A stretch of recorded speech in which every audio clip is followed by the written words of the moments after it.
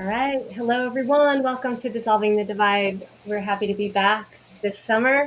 We have a wonderful guest, and Derek. Hey, how you doing? You're looking comfy over there in France. Yeah, it's not as hot as it is over there, but yeah, you just gotta take advantage and just living that belle naturelle, if you will. You know, the beautiful natural way of life kind of thing. And what I've noticed with Greg, being friends with him on Facebook and following him and knowing him from other works, you're in the One Great Work Network as well, so I've known about you since then that yeah, you're really trying to build men and women to their best physical potential possible, and the way you facilitate that with your clients and just like with the general public through videos or your Facebook posts and all that, really inspiring, motivational, and you got that indirectional way of like holding accountability, and that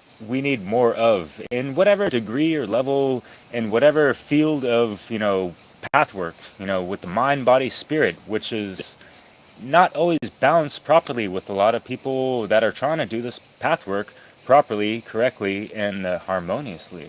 So, Right. Greg, we're so happy to have you on and to share your wisdom, experience, and knowledge and all that good stuff, and even the hard times that have helped cultivate, that strong man that you are, man. So yeah, Thank you. Thank you. Really yeah, appreciate it. And thank you guys for having me on. It's an yeah, honor and a pleasure. likewise, brother. Yeah, our pleasure. Yeah. Tell us a little bit more about what you're doing. Yeah. So I guess for the last maybe 6 years, I've been running Project Sparta, and sort of the premise of it is very holistic in nature. Because I didn't really, at the time, I was just only thinking about, hey, maybe I'll try this fitness thing out. Maybe I'll try this T-shirt thing out. And I was printing T-shirts with logos on it, thinking, okay, well, we might start somewhere and see where this goes. And I really got a sense that there wasn't any purpose to it. I was just putting it out there to see if spaghetti would stick to the wall, and whether or not anybody would find it interesting. But then, as I got sort of into deeper into strength training, deeper into spirituality, deeper into the great work, I realized that the approach that I was taking was not holistic enough. So I started to learn more about meditation and things I could do with my own body prior to even training. So I started learning about energy work and trying to, build tension in the body before I got under a bar. You don't want to get under a bar weak. So you learn how to build that tension in your body and build it and build it and build it. So it feels like you're just this stiff board underneath that weight. And ever since then, like I've practiced that, easily, I'd say 3 times a week whenever I'm training. And it provides not only confidence under the bar, but like when you're trying something that you haven't tried before, or, a weight you haven't lifted, that could be a little daunting. So the more I've practiced this, the more prepared I've been, especially doing at least 15 minutes of it each time. And it really, really helps when it comes to preparing the actual body itself for the weight training session. So, So it's recognizing the mental energetic connection to the performance of the body, that there's something mhm. synergistic, I guess. It sounds like that Yeah, you found a bit of a formula to yeah, enhance one's physical. Yeah, so yep. cool. I think that's interesting. So when you you're also a coach, right? You're coaching men and women too, or just mostly men? Yeah, it's about half and half, Yeah. mostly about 50-50, I'd say. Yeah. So, how much of your actual work with them is about technical, physical training versus that other aspects of mind and spirit that enhance the physical? I would say it's more geared towards the physical, but if somebody is more willing to go to that level and they understand that like there's more to this than just going to the gym and you know walking over the threshold, putting in the work and leaving, that the ones that are more open to it, I think they end up changing in more ways than they anticipated.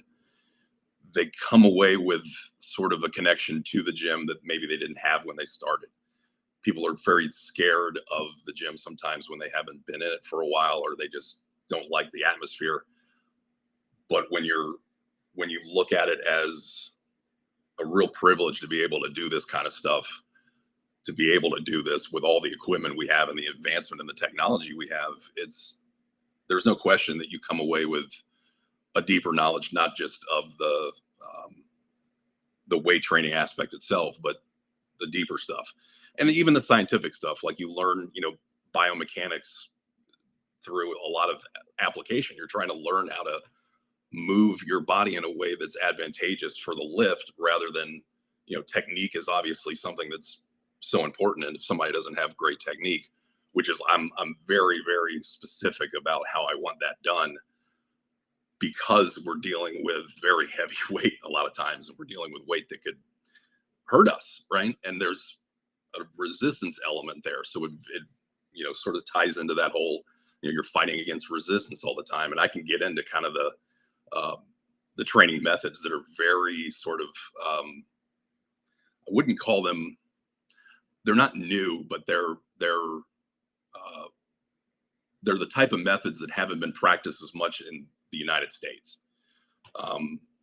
So with the way that a lot of programs are built in the United States, is you have weight and reps. And if you get to a certain amount of reps, you up the weight. 15 reps. Okay, now I got to bump it up 5 pounds.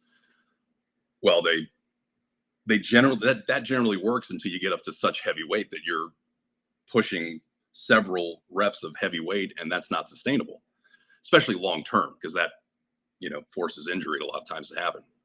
But what I started learning about was the conjugate system, which originated in Russia, of all places, and probably the only thing the communists did well was strength training. And they did it in 3 phases, and these 3 phases were very particular with the way they organized it. But the 3 methods were the hypertrophy method, which is your muscle building method, which is like your typical bodybuilding, right? 3 sets of 10, 3 sets of 12, 3 sets of 8.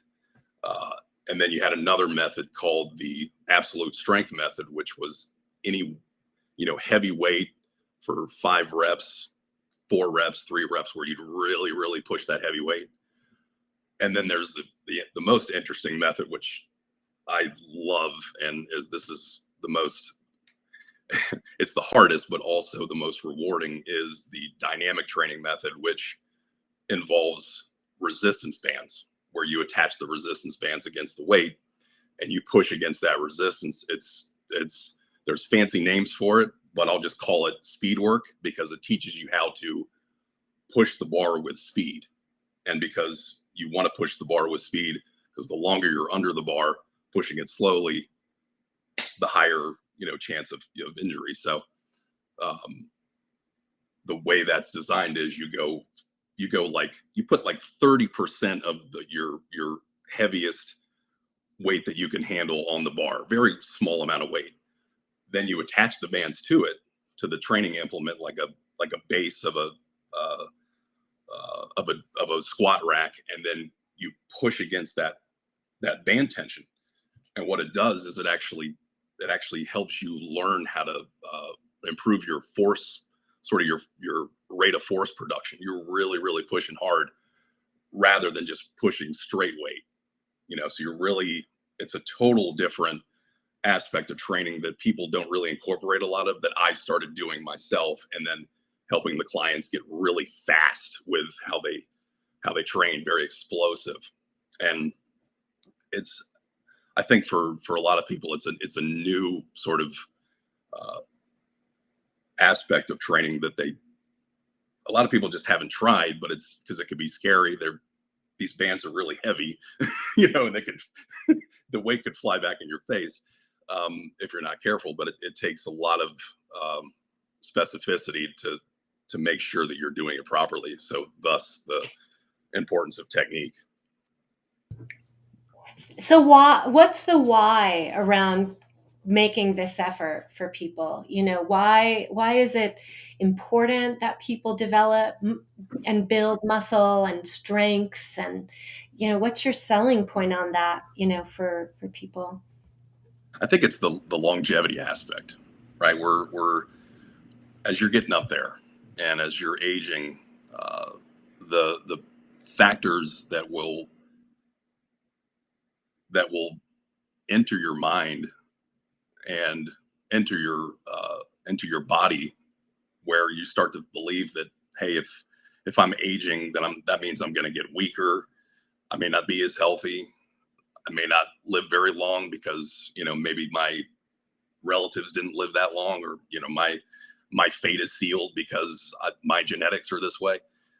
I've always felt that you can change it to a certain degree. You can extend life by maintaining your physique and your muscle, because your muscle, there's so much benefit to keeping and maintaining muscle for the body.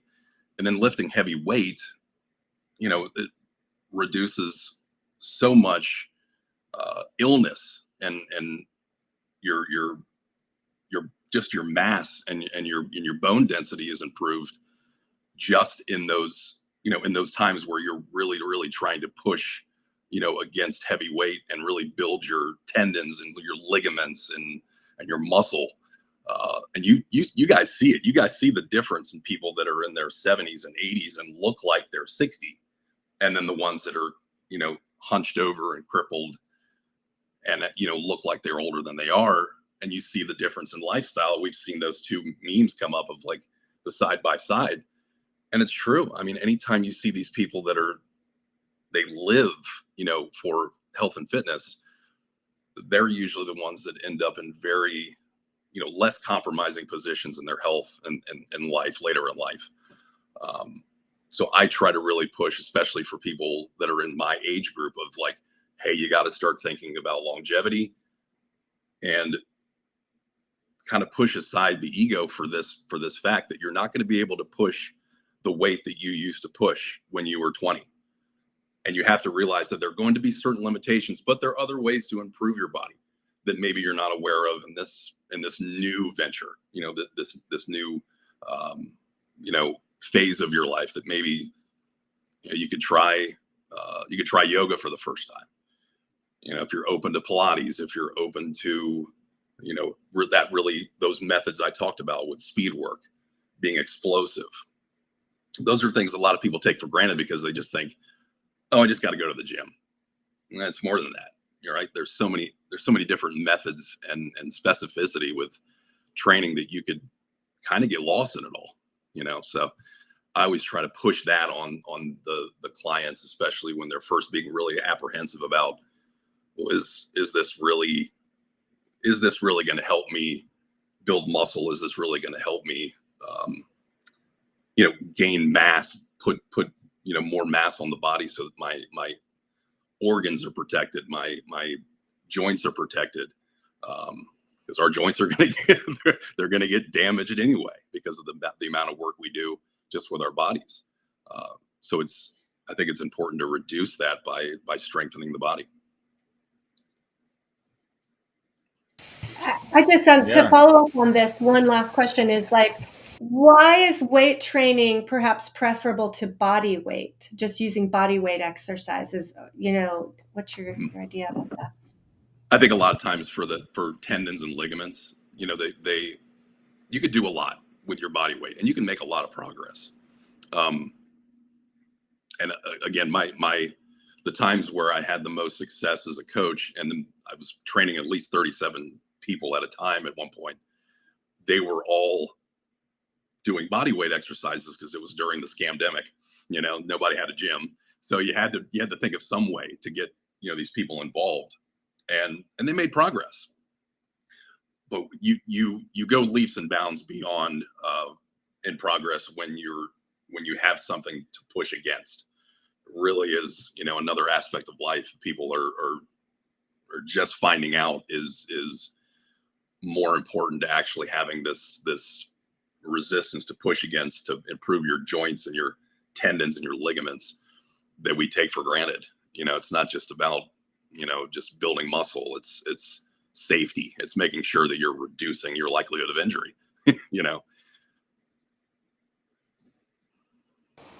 Yeah, totally. And I played soccer for a good 20 years.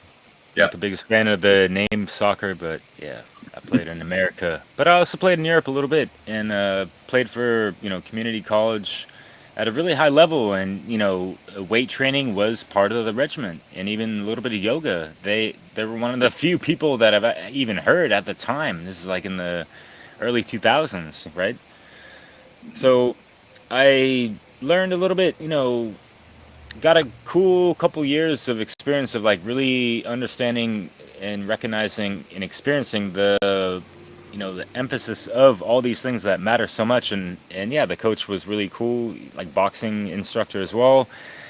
The emphasis of so many things. And one of his mottos was like, if you believe, you can achieve. And in the context of like believing in yourself, just like having that proper faith and confidence in yourself. It's not a religious connotation in that Right. context. Yeah. Yeah. People get hung up on things like that, right? But so I'm thinking about that in retrospect, especially in regards to like natural law and the Hermetica, and we run it down, right? The first thing is the mentalism and just our state of mind. What's the level of motivation, which is great that folks like yourself carries such a high vibe of motivation and inspiration that it just ripples out. It's like part of your aura, and that's fucking beautiful, man. Really appreciate it. Yeah, I Yeah. tell you, the amount of times that people come to me and they're like, is this going to be hard? Is it really challenging? Is it something I'm really going to have to be very prepared for? And I'm like, this is going to be probably one of the most difficult aspects of self-improvement, because I think a lot of times it starts with the body when people are trying to get their legs under them again and get their life together. If they've recently had experiences where they've had a loss in the family, or their depression is setting in for themselves and they're in a dark place, the gym tends to be sort of that first line of, okay, I can cross this threshold and I'm getting my confidence back. I'm able to push weight I haven't pushed yet. Okay, that feels good. As aside from all the happy chemicals in the brain that are released once you're done, that I really think that everything's sort of spawns from that. Because once you're like you said, the mentalism side, as soon as you commit to it mentally, you're saying to yourself, it's intentional now. I'm in this to meet goals. I'm in this for a purpose. I'm in this for an end goal, and I have to start now, and I have to improve, because if there's no improvement, there's no reason to do it. And a lot of times people come to a certain point in the program where there's resistance, and they're like, it's like hitting a wall. And then they're like, I'm not used to this. Like, this is new to me. I can't do this. That's like that first check-in call where I'm like, look, like, this is the threshold we have to cross, because people have certain pain thresholds. Some have built a life of comfort and some have not. So they don't know what that feels like when they're going through something difficult. And there's also a physical element to it, where they have to push through even something as simple as just hard reps. You'll cross a certain threshold of pain and say, okay, I'm done with this rep. No. You have more in you. It's just your mind has told you that you're done. And people worry about, their muscles tearing, and they get to a certain point where they go, I'm done. But it's amazing. It's amazing how much more you have in you when you learn how to cross those thresholds. And that's a lot of times what I'm working on with a lot of people currently, because some of my clients that have been with me for a while are reaching another milestone or another wall where they go, I can't do anymore.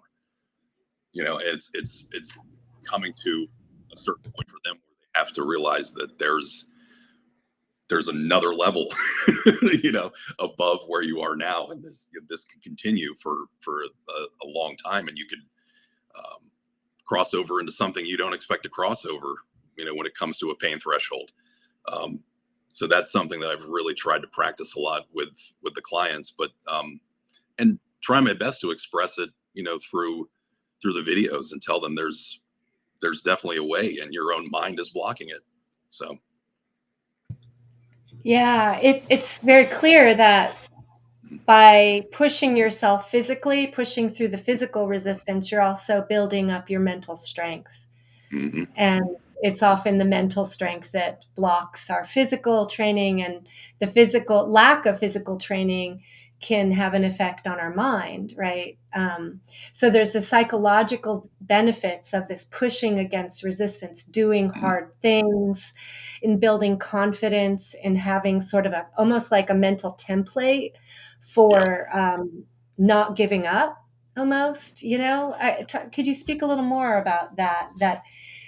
And the other piece of it is the goal aspects of it, which I think is actually really helpful for people in all aspects of their life, because we're not often taught how to independently motivate ourselves to reach long-term goals. And that includes like short-term objectives and push, sort of keeping the end in sight. So there's a lot here, I think, of right. value. Yeah. Please Yeah, speak. and yeah, Leslie, absolutely. Because I think what I always favor is benchmarks over goals. Because if people try to set those and then they fall short, they think they've failed completely, and a lot of times that just kills all of the confidence they've had previously. So when I do benchmarks, I set them at sort of the weekly standard of like, all right, what standard do you want to meet this week that you didn't meet last week? And let's see if we can work on like several of them at a time, because it's easy to sort of set a few of these small benchmarks. Things like, okay, if we're going to get to 10,000 steps today, let's try to get to 12,000. And if you get to 11,000, whatever, fine, because you got past your previous week's benchmark. Instead of saying, all right, we're going to go 5,000 more this week, and set that goal for the end of the end of the week. But I like to see people make steady progress, because when you make steady progress, you are seeing the small victories as you go along, and you're not looking at that daunting goal at the end. It doesn't seem that bad when you don't set something so large at the end of it and expansive at the end of it, but you take one day at a time and say, let's see where we're at in a month. That's a lot more empowering than saying we're going to have to meet this goal at the end or else. So people just get more motivated by benchmarks and trying to develop some sort of victory in their heads that they want to achieve every single day, because it's a lot more than just showing up. But if you're 1% better, it's the whole Kaizen principle. 1% better, you're in a good position, right? You're already improving, right? It doesn't seem so daunting. Yeah, baby steps sometimes we need and all that. And even for folks, especially, what are you, like 43? 44. Magical number, man. Ah, shit, one of my favorites. That's great. Yeah. I'm almost 3 years behind you, but not like it's a race, right? But, and AJ, nothing but a number, especially when we've already been going through the you think process, whether it be through our diet, the mind, body, spirit connection and correction, and all that stuff. And yeah, like I wanted to step back a little bit what you said, because it reminded me of something already noted down, because I made note of it. We scheduled this kind of abruptly, but you have a series on shadow work, and I Mhm. haven't seen it yet, but I'm curious if you tie in any of the physical, almost like laborious type of thing, like to really sweat it out and get through certain thresholds that Yeah. really tests your mental faculties and your will force, and what kind of reserves are you able to tap into, which is kind of Yep. like a self initiation into like that physical mastery of yourself in a sense, right? Yeah. Absolutely. And Derek, this is the thing about a lot of times people. I've had to do this. I would have to go to a pretty dark place to do some stuff in that gym that I didn't think I could do.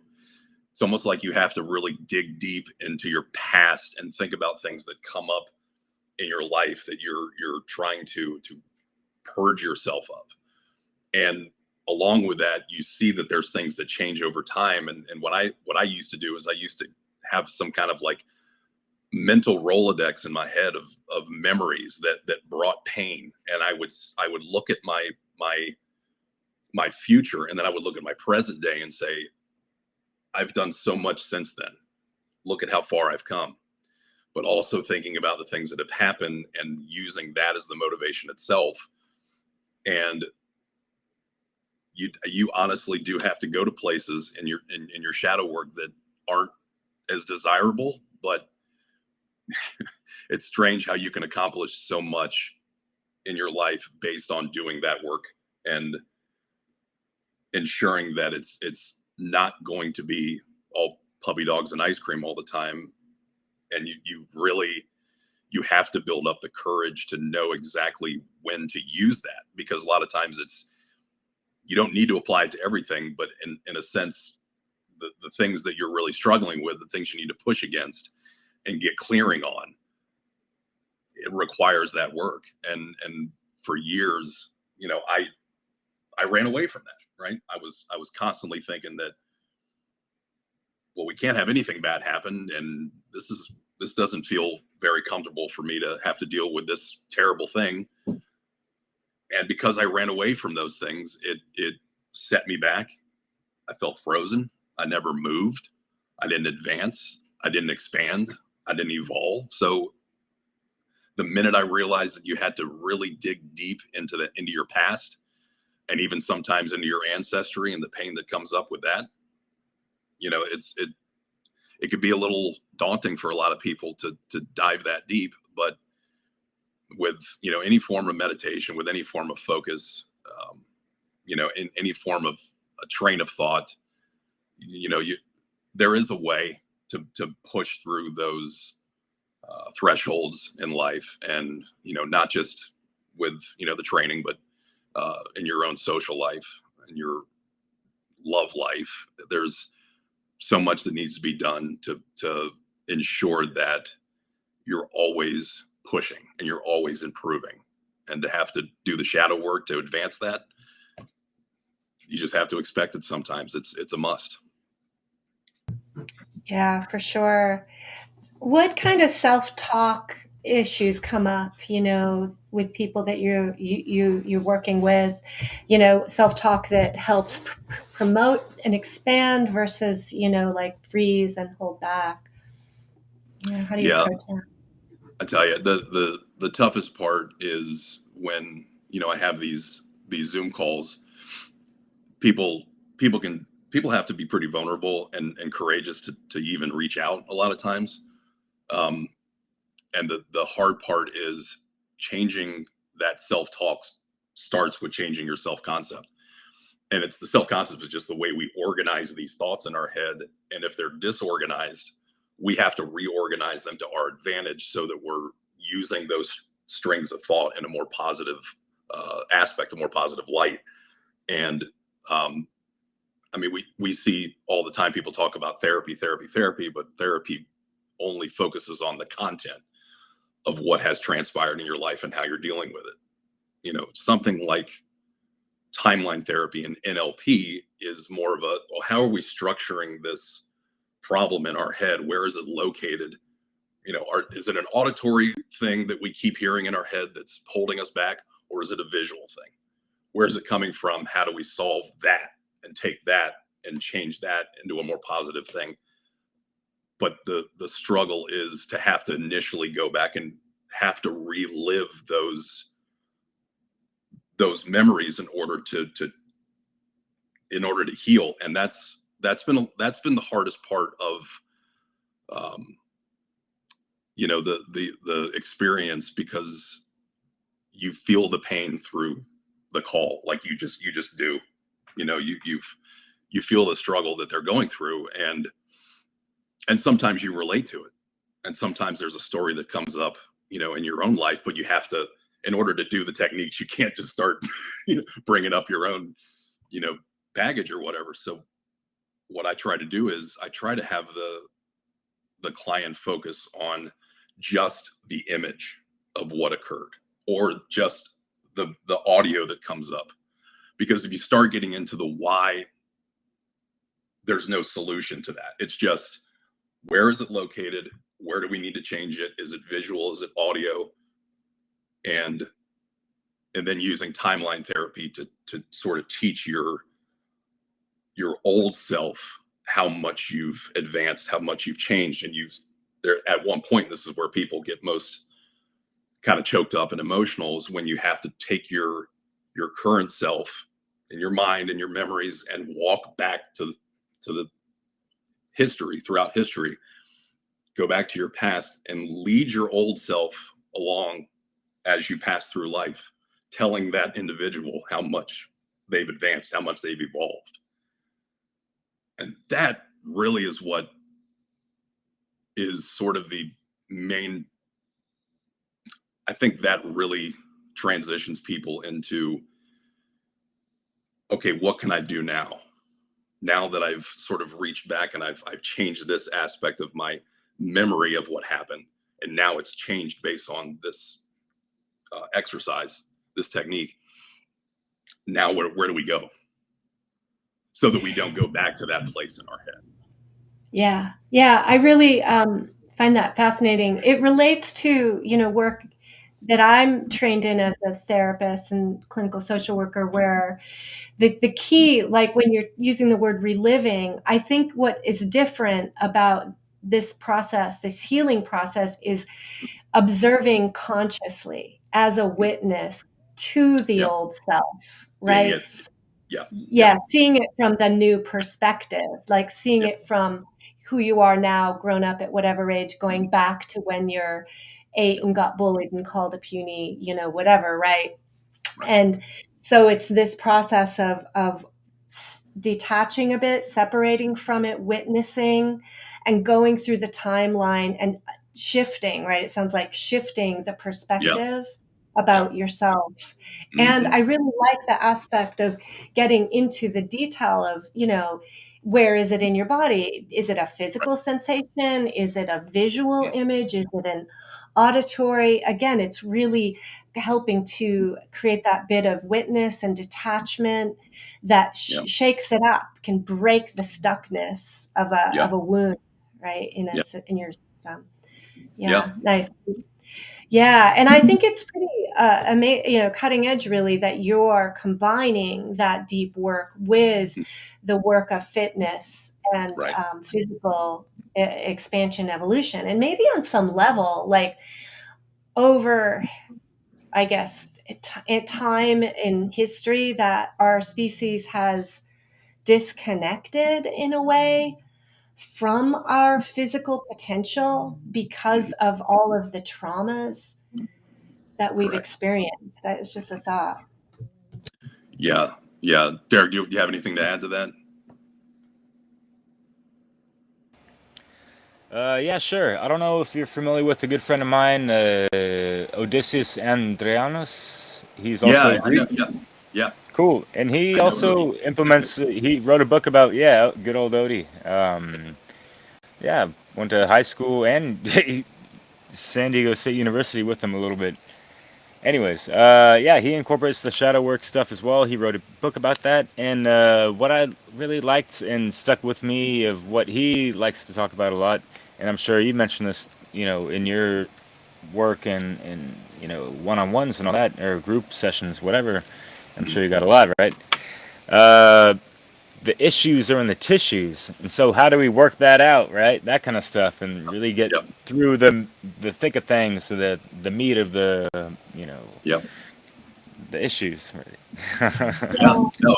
And that's the thing, is I think with anybody who's doing that work, and I'm very happy that Odie's still doing that kind of stuff, because it's so important.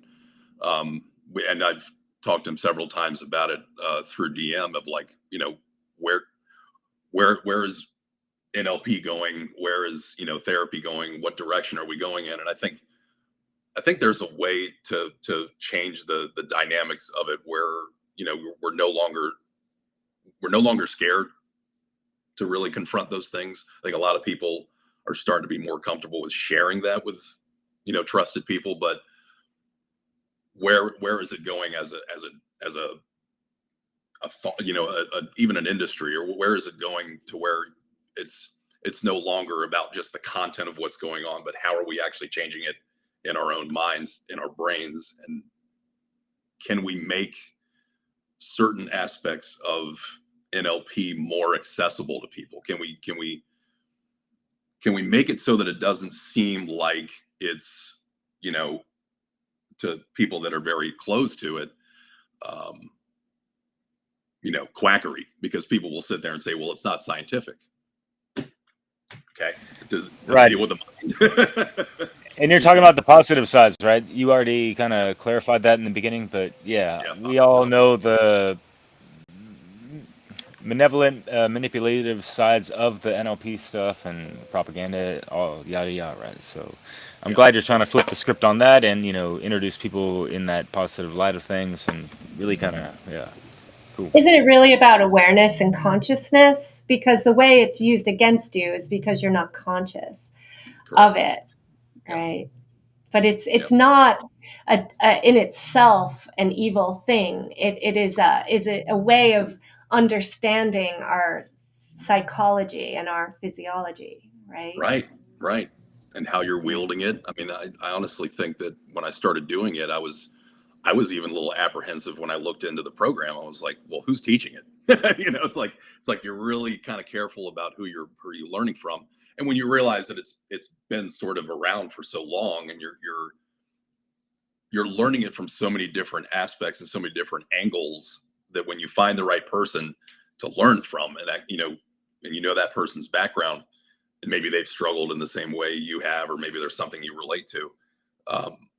They also teach it in a way that there's enough out there where it's not overwhelming, because there's been books out there with over 800 pages of this kind of stuff. And like, how do you sort through that?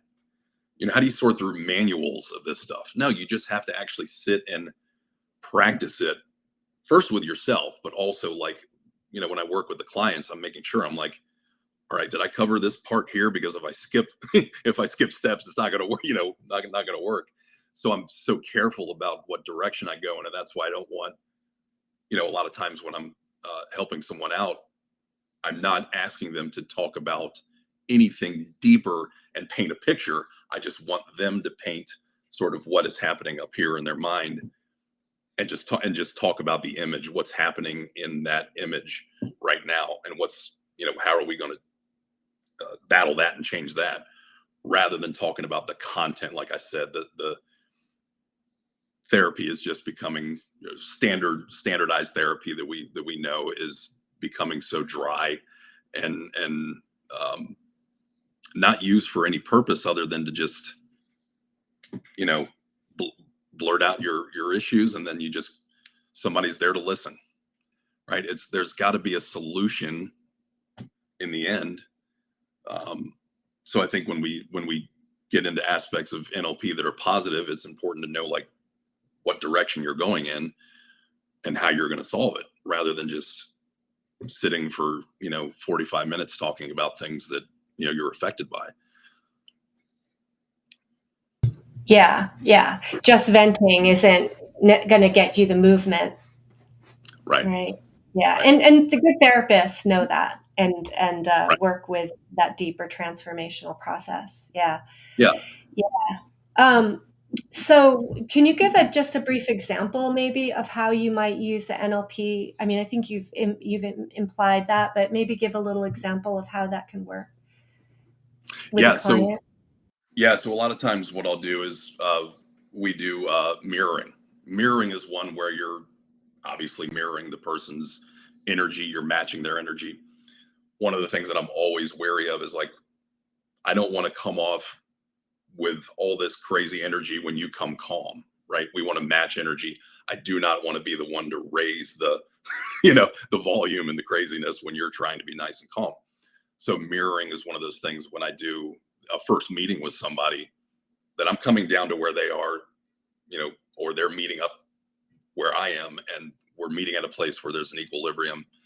We're on the same wavelength. We're speaking to one another in a tone that is engaging and relaxing, and not trying to intimidate, not try to get people to, not pushing people into things they don't want to talk about. So mirroring is one that's, right off the bat, the most important one when you're first getting that introduction, right? And then of course, I talked about the timeline therapy where, you're that image that comes up of the trauma, you're not trying, like you said, to necessarily relive it, but observe it from sort of remote viewing,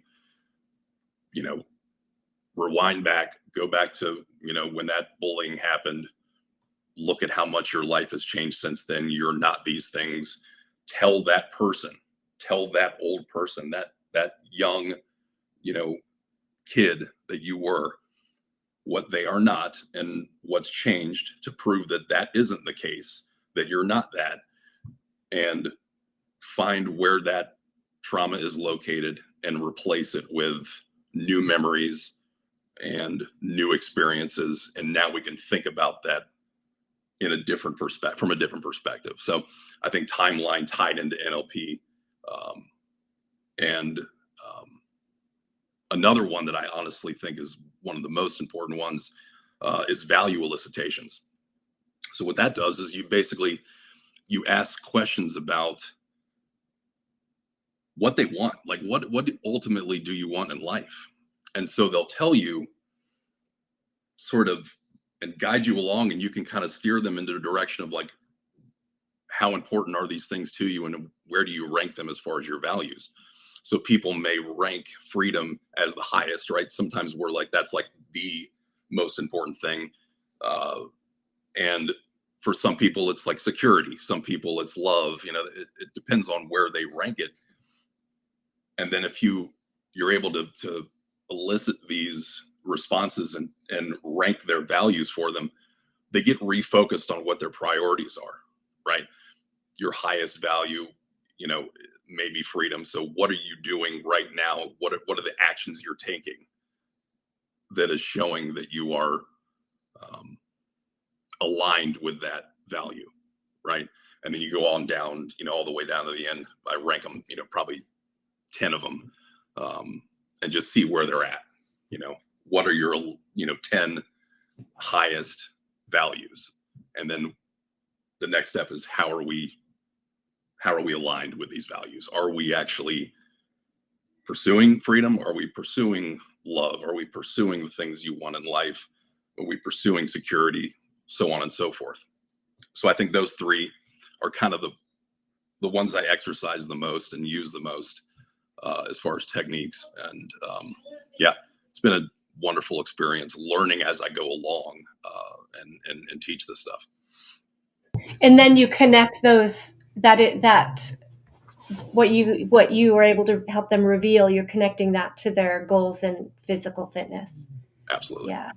Yep. Yeah. Awesome.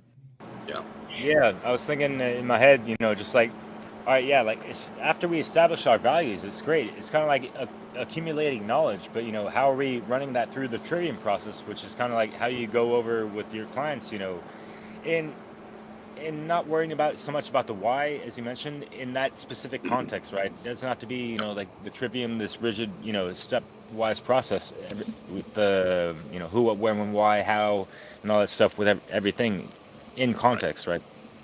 But once we establish, these things and the values, all right, like freedom. So how are we prioritizing our lives to be aligned to that? And being a sovereign individual within, so without, like the whole law of correspondence and all that. Yeah, it's a very important aspect and a reason why I work with the people I worked with, because again, there has to be some kind of equilibrium and relationship there. And times I don't end up working with anybody except for freedom oriented people, just because a lot of times they're not ready to make those changes. They're not ready to accept certain things about our reality. And it's, I tell you, for the ones that have been probably the most resistant, they generally don't last too long. Those relationships are very short lived. Generally don't hear from them, and probably I would assume they're still having the same struggles. I hope they're not, but when you're met with so much resistance, you realize who's really invested in and that inner freedom, and who's not, who's still battling the demons and okay with battling those demons the rest of their life.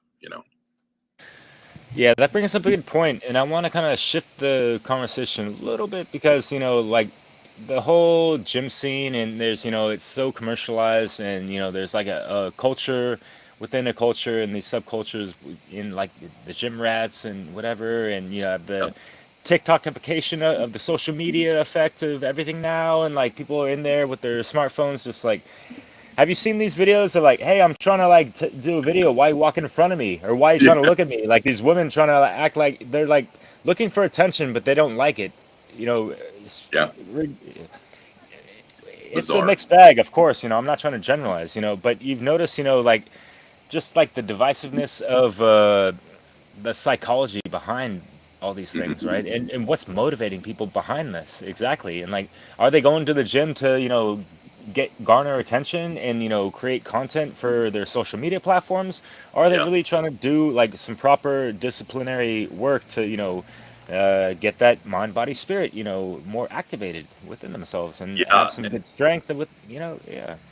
Yeah. Honestly, Derek, I think that's the biggest difference between like your functional ego and your malignant ego. You go into the gym with that attitude of, all about me, pictures, fighting people and fighting yourself, and where it's all, vanity and whatnot, versus the functional ego, which is there to warn you, stay safe, don't injure yourself. Like there's the side of you that's protecting you, and that part of the ego that's saying stop, because you'll get hurt. But it's funny how the culture has changed as individuals have.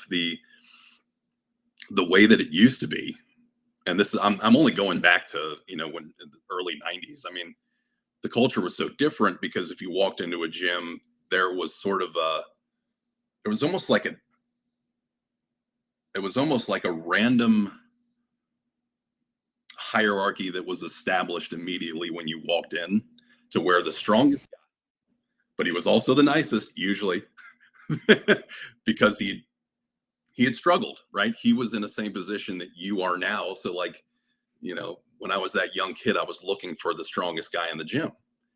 It was almost like the tribal elder. You went to the guy who had the most knowledge. You asked him before there was an internet, and he would bestow this wisdom on you. And that was the way it used to be. That was sort of the pecking order that you noticed when you walked into a classic, YMCA or a gym in your area. And you felt like you still belonged because you were still there and you were learning, but they were the ones that were there accepting you. As long as you were there and you trained hard, they accepted you, right? The elder in the gym was more welcoming. He was okay to have you jump in with him and do the same amount of reps, with the same amount of weight, maybe. And that's been lost. Sort of the going to the most experienced person, the person that looked like he had been there every day for his whole life, and learning from that individual rather than just from forums. I mean, when forums started happening, and that's when everything got lost. The information was skewed. The information got confusing, and there was abundance of it, almost to the point where you lost the central theme, where it was patience, take steps, reduce injury, rinse, repeat, and recover. And like, it's so simple, but yet the the entire world has made it so difficult to advance in this. Yeah, talk about learning perseverance, right? And mastering your mind and, Yeah. your desire to give up. And like you were talking about the fears. And so I think that most people who are going to on the gym scene now aren't really thinking about their holistic transformation and drawing these connections, Right. right? And then people are interested in bulking and getting, steroids and, Yeah. using, and Right. can you talk a little bit about that? Well, can I Yeah. say something real? Sorry, go. Yeah. Go ahead, Derek. I was just gonna add on to what Leslie's talking about because I'm sure you notice it. It's just like this form of like virtue signaling. People say that they want to have this holistic transformation and stuff, but are they really putting in the proper time and due diligence to do so? Mhm. And so I just wanted to make a quick point before we stray off. I want to, Yep. if Leslie got to like refresh his mind, but like I think it's really important for people to understand like the historicity of this stuff and how it. I was thinking about like kung fu flicks, when like they have a battle and stuff, and the one who's defeated, that like they bow down to the like he's my new master now. I want to learn from this guy because he whooped my ass. How do I get to that level? That kind of shit. So for me, like the pre-internet era was like the experience-based, learning and teaching dynamic Hmm. versus what we have now. It's like this info-based thing where people are just, grabbing some information like, hey, I'm an influencer now. I'm making, oodles of money on whatever Yep. fucking social media platform. And like, it's the dunning or dumbing Kruger effect. Either or, it's the same fucking shit Yeah. sometimes, And it's like, it's not to, overgeneralize, but anyways, uh, going back to what Leslie was saying, it's more about like people have issues with not really being there to have that holistic intention behind it. Is that what you're saying, Leslie? Yeah, I think you can draw some of the differences between Yeah. maybe, how people are generally kind of unconsciously going to the gym and making decisions versus what you're offering, which is a very mindful, Yeah. holistic approach with based on values and a bigger vision of what we're doing in the world. Yeah. Yeah. Yeah, that's the thing is the minute you leave the gym, you cross that threshold, the problems don't go away, right?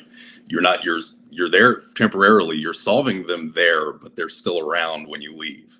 And if they're still around when you leave, that's not you're not taking care of the whole body. You're not taking care of the holistic side of you. And when it's too physical, when there's too much involved in just appearance, then you really lose sight of why you're there. You really lose sight of the entire purpose, which is self improvement. You're learning more about your body. You're learning about your pain threshold, your recovery. Because what I've always said is, look, it's not how much you can do; it's what you can recover from. That there's so much more to it than just how much I can do, but when can I go back? When is it okay for me to return when the cells have repaired and I can go and actually go again and do that same muscle? And generally, they'll go in the next day and do it. But generally, it takes 72 hours for, especially when you're doing really strenuous work, for that muscle to recover. It's amazing how people will try to rush through these things and try to get to an end goal so quickly.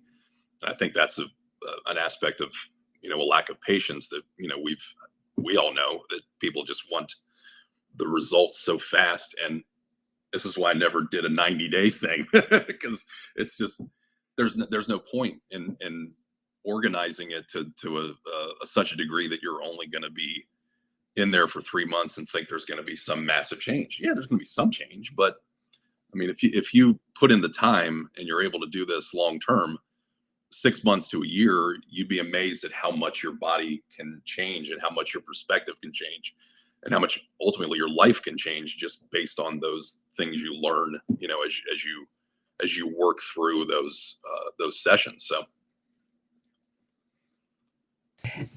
What are your diet recommendations, for someone who really wants to build muscle mhm. and bulk and, I know so there's a I've lot of always been variation. I've always been a proponent of balance. I think with the way that it works for at least macronutrients, the the whole 30, you guys have seen Whole 30. That's that 30% protein, 30% fat, 30% carbs. um, a lot of times I'll recommend that for people who are kind of misguided and they don't know what direction they want to go in with their nutrition, but I don't try to change their whole habit around. Like if you're already doing it one way, I'm not going to change it. I'm just going to say, hey, maybe we should add this food because it's rich in antioxidants. Maybe we should add this because it's has beta carotene. You know what I mean? There's I think micronutrients are just as important, because if we focus on just the macro side, the protein, the carbs, the fats, we're losing sight of like actually what our body truly needs with the micronutrients. And you just reduce the illnesses that way with taking all those micronutrients in your body. And what I always say is bioavailability is very important, because you want sourced, stuff. You want something that isn't in a box. You want something that's on the outside of the, grocery store, or hopefully locally raised. But also, what I always say is don't completely exclude carbs. Please don't exclude carbs. And the reason why is because glycogen is the actual element in your body that allows you to push harder and harder and harder. Your energy is based on that glycogen that's circulating in your body, that you're using in the form of carbs to be explosive, right? To actually push and push and push. So if somebody is without carbs, and like there have been clients in the past that have done, low carb, but I've always told them, like, you're never going to be fast. You're going to be that rower, that guy that's just rowing all day long, a marathon guy, but you won't be quick. You won't be explosive, and you won't be, and it won't help your strength, because your muscles need water, and when you see these guys that have developed physiques, they are taking in water in the form of carbs, because they understand how important that fullness to the muscle is, not just for appearance, but for protecting your joints. So I think I've never really pushed anybody into one aspect of eating, but I've said, be wary of where it's coming from, how many micronutrients you're eating, and if you're taking in enough, of carbs to actually fuel the really tough workouts that we're engaged in. Yeah, that's cool. And especially since, myself as well as yourself, we have been forced to, take certain, food regimens or whatever, but, it's really cool that you're not really, projecting that onto your clients, Yeah. right? Because, yeah, I played, soccer for a long time, and so, Yeah. yeah, you gotta get those carbs. You're gonna run around for a long time and all that stuff. So yeah, I was laughing earlier when you mentioned that, because I was thinking about, the Italian side of just like, like back in the days, just like stuffing myself with pasta and shit. So Yeah. anyways, and now like unfortunately it's manufactured, not that great. So people have Yeah. this gluten intolerance because they took the wheat germ out and that kind of stuff. They're not having the proper complete a whole grain wheats, Yeah. and it ain't so sweet. But anyways, not Yeah. like those drugs, right? They come in all varieties, and what you mentioned, I forget, but it made me think about how the over obsessiveness of going to the gym and obsessing over your body and all these things, and like, do I have the right protein powder, and which one, and who's endorsing what now, and all Yeah. this Andrew Tate guy and all these alpha male monkey folks and whatever the fuck. Anyways, have you guys noticed that, like, I mean, like a drug, television is a drug. You see people addicted to that, as well as, just like going to the gym and being obsessed with that and not having a proper why, that purpose is what you mentioned. And that needs to be just, re-emphasized as far as like solutions for people to, like, are people going there just to try to hook up with other people and look good and, work out and get, yeah, people have the mindset of the health behind it, of course. Otherwise, I don't think they'd be paying, good money to be going to gyms like that, right? So yeah, it's just and then there's just like the scenesters up in the mix, the gym rats, and whatever the hell kind of term people use for, to kind of compartmentalize things, and like just all these compartmentalizations. What is it doing in the end? It's identifying a certain, habit of people or whatever, a trend, and it sucks that people get sucked into just like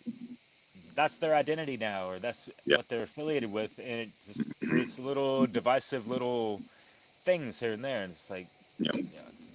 are we just here to like just celebrate health and hey, this is good. This like Right. it should be like a high vibe environment, and I've been in some places that is that, and it's just Yeah. like yeah, and like it does feel good to be around other people that are really taking themselves seriously, and like you said, you know, with you know the better core of your clientele of you know being more freedom oriented, right? So being around folks like that is just you know it's a win-win, right? In so many ways. So Yeah.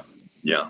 And I remember, and that reminds me because you were talking about the marketing of it all, and how clever some of these people can get. I remember this company called V-Shred, who they're everywhere, but they paid Dr. Drew a ton of money so that he could be the authority figure for their advertising to push like only calories matter. So don't worry if you have like 1,000 donuts, as long as you're within your calorie, you know, your deficit. It's like that type of stuff is what ruins people. And they will never, ever, ever, ever learn if they are listening to that and they're seeing that, you know, that authority figure that people place with Dr. Drew as if he's, you know, somebody who could just be paid off. And apparently he was. And he's sitting there pushing this. And it's like, this is the level it's gotten to of desperation, you know, for the almighty Monai, you know. So you're looking at the biggest problem there is, you know, the marketing has gotten so out of control that people will fall for any gimmick. So it's been very, and I'll say this, it's been extremely challenging trying to cut through that, and still have a place sort of, you know, in the field where, you know, people can sit back and really listen to people that have done 30 years of this stuff and learned along the way how important this, you know, this aspect of training is, that it's much more than just the physical, that it's much more than just what you're taking in. This becomes more than just a lifestyle even, because again, like people will look at my page and think this is all I do, but deep down there is a lot going on in my head, you know, and a lot that I'm looking at, you know, as far as the next step, as far as the next goal. And honestly, if they got lost in here, they're lost forever, because it is a constant Rolodex of what to do next. You know, what do I need to stay away from? What would my old self do? You know, what mistakes would my old self do? What to stay away from and how to reduce injury. And I still do stupid stuff every now and then to say that to show that I can still do it at a certain age. But again, like the other day, my cousin who I looked up to, he was training for years, and I had, you know, 315 pounds on the bench press, and he sees me without a spotter, and I'm repping these things out. He's like, "You really need to have a spotter, Greg." I'm like, you know, 23 years of like actually training hard, I should know this by now. But you kind of get lost in that whole, can I trust somebody to actually spot me? I know how much weight I can handle, da da da da da. But it takes somebody like that to kind of, you know, humble you again and tell you you're still under a bar. You could snap your, you know, tricep at any time. Have somebody there, right? So,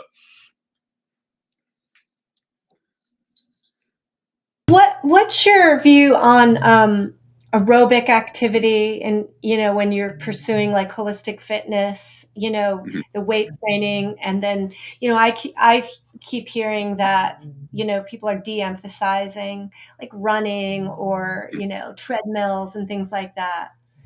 Yeah. So I think what happened was people got a little carried away with the treadmill and the cardio, because what was happening was people were going on these like 5 mile runs and thinking that they were going to still put on muscle. But what happens is when you reach a certain threshold, your VO2, you're getting to a level where the body is no longer burning what it needs to burn, your fat, right? It's actually burning the wrong thing. You know, so it's almost, when you get to a certain threshold of overexertion, there's no longer a point to what you're doing. You're just doing it for your heart, your lungs. But if you can't do the talk test, if you can't breathe, then that's a problem. You've reached past that point of no return where it's not going to really help you. So I've always favored interval training, you know, push it up to a heavy, fast sprint, then go down to, sort of mid-range jog, then go down to walking, push it right back up, go down. So it's kind of gives your heart a break, let your heart adapt, let your lungs adapt. And you get to a certain point where, you're still trying to meet goals, but you don't want to push too far past that, that talk test, that threshold where if you can't hold a conversation, you got to dial it back, then try again, do it in intervals instead of steady state cardio, which is, it's really gonna, unless you're practicing for the 5K, then there's, as far as muscle and burning fat, there's no reason to be doing it, Yeah, thanks. Yeah. But reasons to keep in shape as we get older, for sure. Yep. And I learned a long time ago, and sometimes, like, yeah, just you get into patterns in life and all that. It's easier to maintain fitness than to kind of fall to the wayside and kind of try to build back up again, kind of not from scratch, but you know what I mean, right? So like find that proper rhythm in life, and like just the consistency that's really difficult for even myself sometimes. Like, yeah, I'm just stuck doing too much work, and I'm like glued to the computer, man. I don't want to like move sometimes. I'm too caught up in my creative space, and to like get the circulation flowing. I know it does wonders for, just that creative side as well, just to get away for a little bit and get the blood flowing and all that stuff. Even just, on my chair, just doing those little pumps, whatever. Yeah, the right? tricep. Little things. Yeah, Anyway. and I think that holds a lot of weight, especially with when we're trying to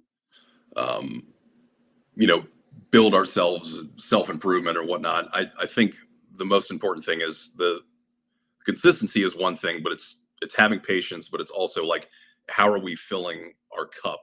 Are we overfilling it with too much in one direction and not enough in another? And that's what I always say is like, how much are we actually devoting to other things? Are we filling our cup up too much with work or training or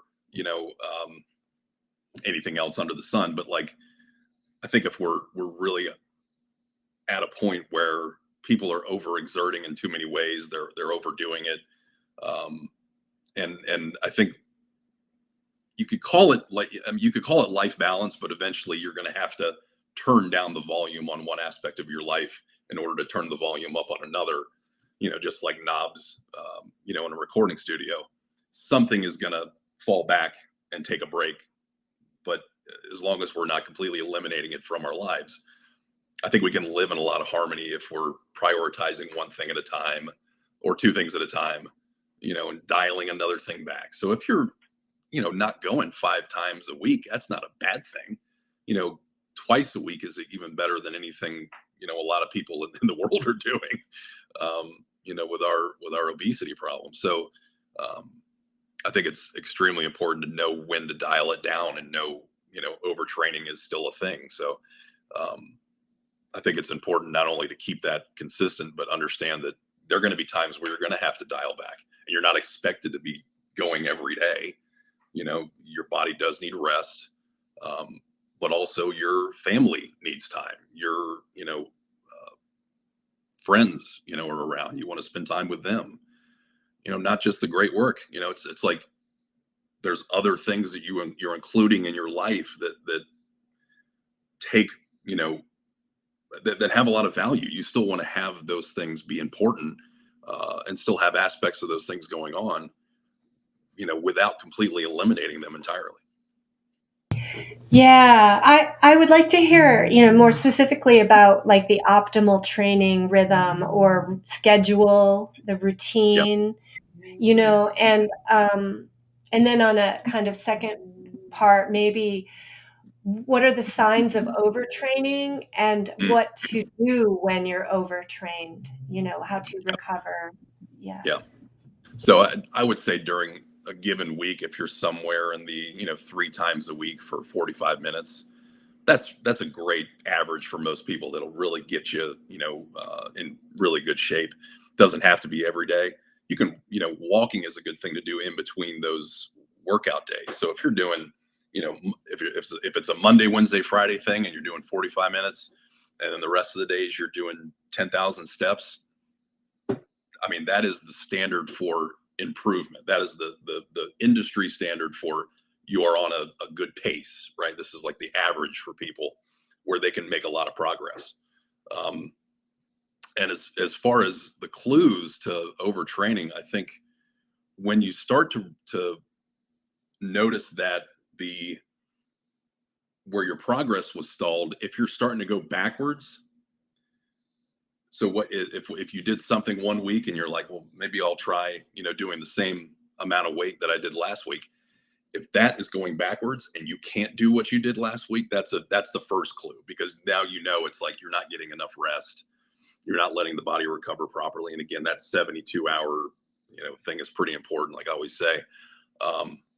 And that rest and recovery protocol is really important too, because we have to realize our blood needs to move around. Hot and cold contrast, showers and therapy is what brings that blood to the surface, then back down to the organs and back up to the surface. And salt is incredibly important for recovery because we're losing so much of it during the process. We have to supplement ourselves with enough of it. I always say 500 milligrams before and after, at least, because you get the maximum is 2,000 a day. So I think that's pretty easy to do if you're using pink Himalayan or Celtic salt, just for uh, sprinkling a little bit into your drink, into your pre-workout, which I make myself. I make my own pre-workout and don't mess with the industry stuff. So I think following those good protocols of noticing when you're overtraining, getting a good recovery protocol in, and knowing that 3 times a week is pretty good. It's pretty standard. Yeah, that's cool. I wanted to go back, because there are side effects when people overdo it. Just with anything, right? Moderation Yep. can be key and all that. But as far as people taking it too seriously, taking too many of these formulas and Yeah. milkshakes or whatever the hell, and all that stuff, it seems like it's heavily marketed. Of course, it's money driven. We all know. Yet, Mhm. it falls into this kind of manufactured mentality of the whole instant gratification. Like if we do this, we're gonna get instant results, or this one like 7 week or 7 day program, or just like these little. They're trying to like fit it into these neat little nifty packages for people to buy up, as if it's Yep. gonna solve their problems or get them the results that they're desiring, kind of stuff. So yeah, Yep. any advice for people to navigate through that kind of propaganda and Yeah. like the good stuff, of course, like Yeah. Absolutely. When you look at the ingredients, you guys know this just for the food aspect. When you go to the grocery store, you're so well versed in like what to stay away from.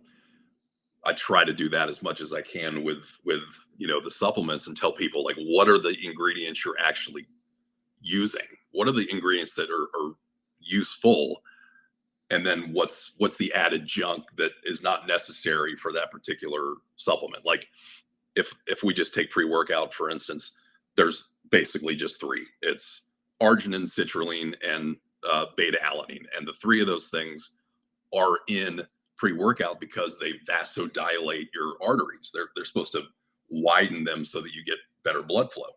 Well, if I just need that, what's all this other stuff they're putting in there that's called proprietary blend?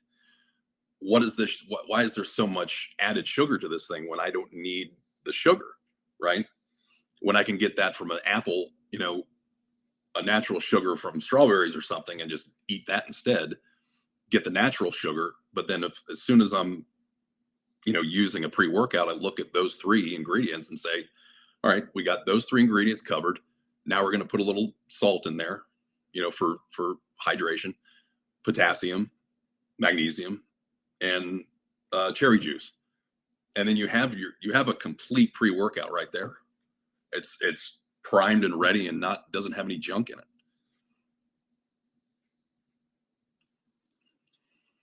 Yeah, so it's like, really educating yourself and saving money too, I'm sure, Yeah. to put into your body what is actually needed, not fall prey to the marketing scams, which Right. are totally like preying upon people, Mm-hmm. honestly, Yep. and people they trust it too much, Mm-hmm. and they take that shit and, Yep. Yeah. If yeah. you guys So I notice, like, Prime, that very popular drink right now that's being pushed all over the world, and I looked at the back. I saw the ratio. I said, okay, potassium is high. This potassium is very high for the amount of sodium that's in this thing. It had 50 milligrams of sodium and something thousand in potassium. And like, I think what that's saying is like, okay, well, we're trying to prevent cramping, but if we're hydrating, 50 milligrams of sodium in one drink, what value are you getting of hydration in that drink if you have 50 milligrams of sodium in it? I can get that just by doing this with, they it's amazing how he's marketed to kids. That guy that runs it has marketed so well to kids. They are all over that drink, and it does not hydrate. It gives you the potassium that you need to prevent cramping. That's it. you know so it's amazing how, like you said, the marketing has been so effective in that people are just ignoring what's on the other side of it, right? We see the are label, there, right? yeah. All right. So that's an example of like excess of something, right? Correct. That, what Mhm. else could people look out for? Are there ingredients that are bad for you that are being promoted altogether to avoid, Oh yeah. anything? I mean, I'm sure you all have seen, how a lot of these the particular colors they use are a lot of times, you know, artificial colors, and they'll put them into the drink for, just to change the color. There's no actual flavor. If I'm buying one, I'm looking to make sure that there's no coloring in it. So if it's completely clear, I might trust it, but if there's something called proprietary blend in it, they don't they're not allowed, they don't have to disclose what's in that blend, so there could be anything in it. Um, and I look for excess sugar too, because for a long time Gatorade was so heavily just so much sugar in Gatorade. It was, and then their ratios have always been bad too. They never had a good ratio of sodium, potassium, and magnesium. And it's funny because the ones that do aren't the popular ones. They're in the warm section of the supermarket. Like, they're not in the cold right up front by the checkout counter. And that's the shame. It's like, if the ones that are actually following a good balance of protocol of hydration are the ones that are stuck in the middle underneath the distilled water. you know? Do you share those tips on like a website or, Yeah. And that's yeah. what I've been doing lately is getting back onto YouTube to kind of talk about those things. And what I want to do is kind of get more of a series going soon about what to stay away from, what are the actual valuable ingredients that you need. And then, get into the protocol of rest recovery that's very basic, that doesn't require you to buy, a huge freezer to jump into, which, hey, if you can afford cryo, great. But consistently, if there's a way to use an ice bath and do it briefly, and not do the ice bath on a day you're going to train, then it's got a lot of benefits. So what I'm trying to do is incorporate that more into the content, and make sure that I'm covering the whole gamut of information as far as recovery and all that too. Yeah, that's cool. Is what's the degree of danger or whatever in regards to creatine? Creatine is one of the more positive ones that has been researched for a while that actually does help with improving, muscle cells, and it's one of the ones that kind of at first, because they were putting junk in some of these creatine drinks. Creatine by itself, monohydrate by itself, is wonderful for the body, but again, if you're doing it for appearance, it's a big water. You bloat up. It's there for cellular growth, but it's also there for water retention. So if you want that full look, it's great. It does extend your training a little bit longer, and in minutes you can last a little bit longer in the gym. But there's so many things that you can do about your diet that will fulfill that, right? If you're just eating, crap and taking the supplements while you're stepping over dollar bills to pick up pennies at that point when it comes to your advancement and your progress. So I think it's better to look at sort of the proven micronutrients that for a fact are going to help you, because they're in food, right? They're bioavailable in food anyway, and the term supplement just means supplying on top of. But a lot of people are using that to replace what they're not eating. That's where you get kind of lost in the sauce, and that's where people shouldn't be. It should be something you take on top of a good healthy eating. Yeah, I had a friend that I like how you put it, lost in the sauce, man. Because and I really appreciate you mentioning the positive side of creatine, and I think my friend, Yep. And this is like over a decade ago, Mm-hmm. like just being overly obsessive with this stuff, and in out of moderation with the creatine, and please help me dispel anything in regards to, like, if someone's out of moderation with certain substances like that, is that going to have a like any kind of negative side effect? Because like we noticed this guy was getting kind of like aggro, or whatever, like a little aggressive more often than not and stuff. And so like I don't know, like, one of my friends started like having this funny little thing with him of like, hey man, it's like you're taking too much creatine, man, chill or whatever, like it's fucking you up, right? That kind of stuff. Yeah. Can that actually happen, or what's the Well, deal with that? Like, these days, like, it doesn't. They don't try to slip this kind of stuff into supplements in the way they used to, because back, I guess, prior to maybe in the mid '90s, they had these supplements where they would slip pro hormone into them, and these would be common supplements that you would just buy that say build muscle, helps build muscle, not a lot of descriptive, and just they would slip pro hormones in them, and then your androgen receptors would feel the effects of these, and you would become more aggressive, right? So then people found out that they were slipping pro hormone into some of these supplements in the '90s, and they went after these people.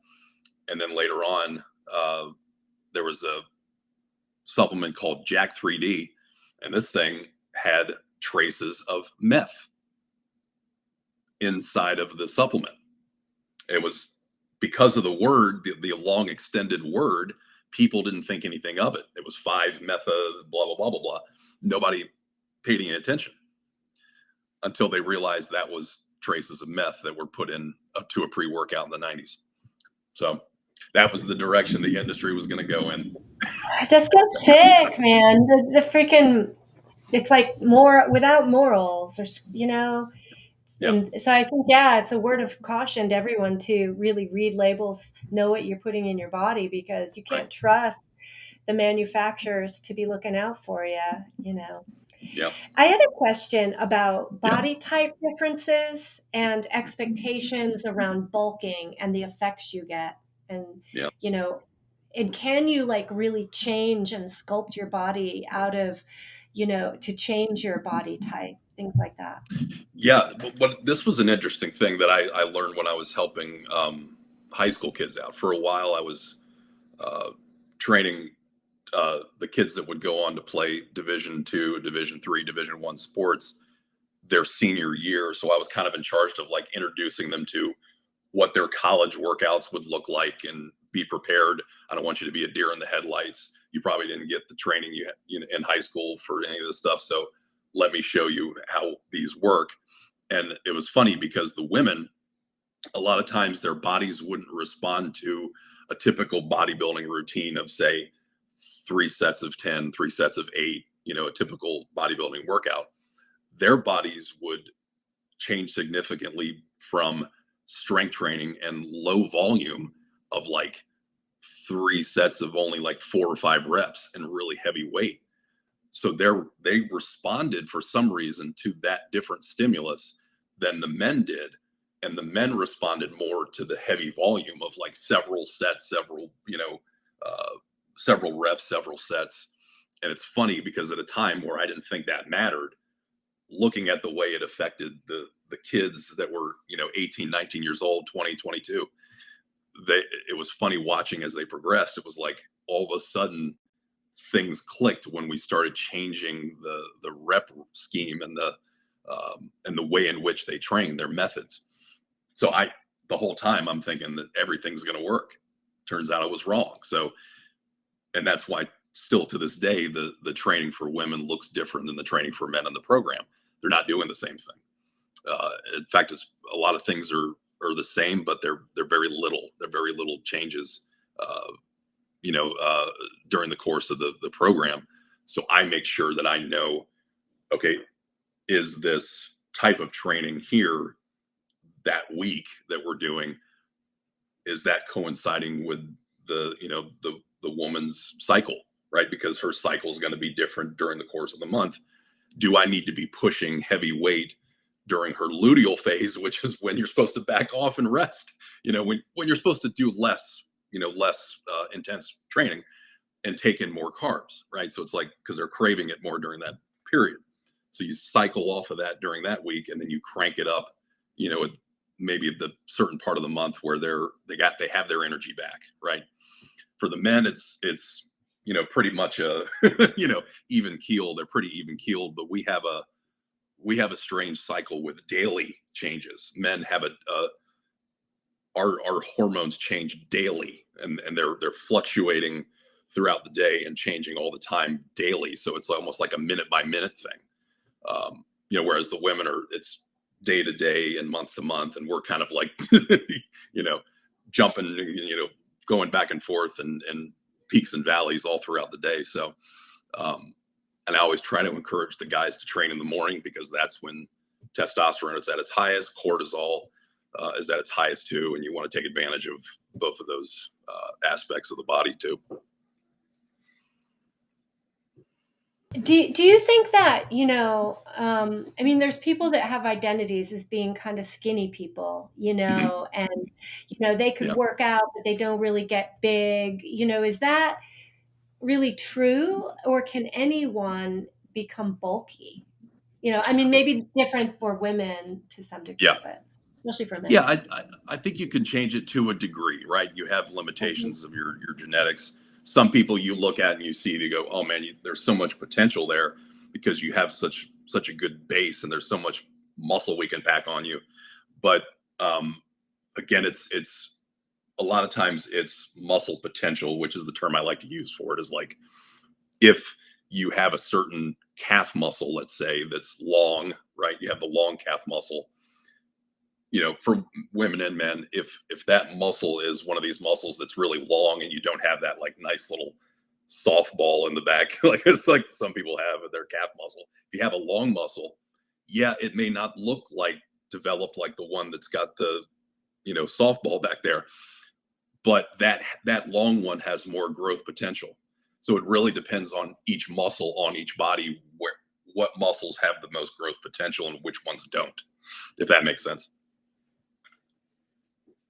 Yeah, I just think it's tied into expectation and body image, and there's all that psychological stuff that gets connected in, and expectations and comparisons, right? That part of that psychological work that could get people backing away or intimidated.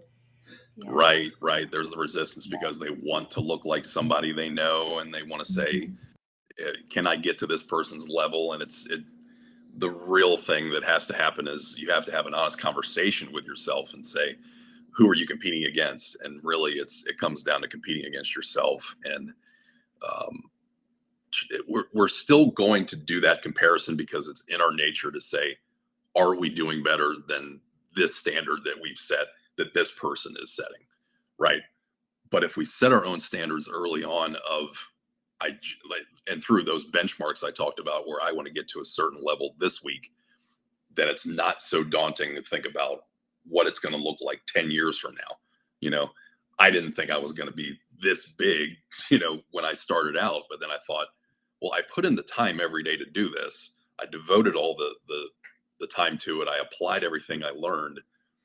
So when I look back and I see people that go, well, I want to get like you in in 2 months, 3 months, 4 months, I'm like, you really have to have a perspective of how long this takes to build and how long it took for me. Because I'm telling them, I hate to crush your dreams, but it took me 23 years to get this, but Seriously, that yeah, perspective's important, hard. right? That It's hard for patience, them to accept. Yeah. It's a hard thing to accept, but at the same time, hey, they may have the potential to go well beyond, anyone that I know or even me, and say, if you keep up, let's see where you are in that amount of time. I mean, you're the people that are devoted to it, that put the time in and dedicate themselves to it, understand that there is an end goal, but does it really stop after you meet that goal? Probably not. So where are you going to go when you meet that thing you talked about 10 years ago? What's the next step? What direction are you going to go in now? And that's why I've Yeah. always constantly thought about strength, because it's always moving up, right? There's something to me motivating about seeing what my own potential could be, right? To Yeah. just be Yeah. curious and to continue to see. And when you don't put in the effort, or you don't try, or you avoid it because you're Mhm. intimidated or you have fears, then you'll never really know Right. what you could become, and Mhm. it's never ending, really. Yeah. Yeah. So, yeah, That's why motivation those for early, life. yeah, that's the thing, is I think those early results are so important, not just with training, but in life, of seeing some kind of result from putting in, the effort. I mean, that's natural law right there. If we're going to get that, we're going to receive that result from what we're putting in. It's incumbent upon you to say, I know that it's going to take a lot of hard work, but I'm willing to put in the time and I'm willing to be patient with it. If all those things are aligned, something amazing will happen, because you're intentionally putting your effort and energy towards it.